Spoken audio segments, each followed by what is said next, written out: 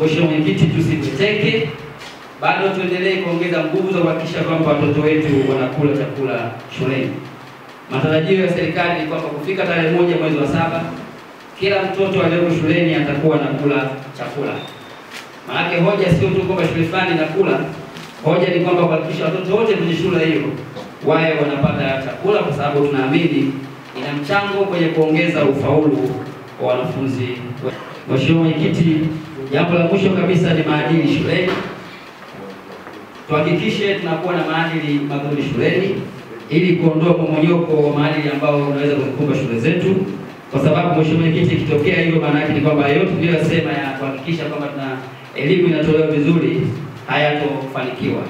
Sote tunatambua kwamba kama kuna walimu, kama kuna madarasa, kama kuna vitabu na mambo mengine, bado elimu haitoweza kutolewa vizuri kama maadili ya wanafunzi hayako vizuri.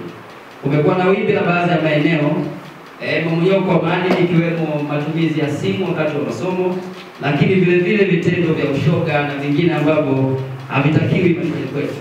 Mheshimiwa Mwenyekiti, kupitia kikao hiki naomba niwatake wakuu wa idara za elimu sekondari na msingi kuhakikisha kwamba jambo hilo halitokei kwenye shule zetu hapa Bunda DC, na kama lipo basi tuanze kudhibiti, tufanye uchunguzi kupitia walimu wetu, na kokote kule ambapo kuna viashiria vya aina hiyo tuchukue hatua za kuhakikisha kwamba tunatokomeza masuala kama hayo.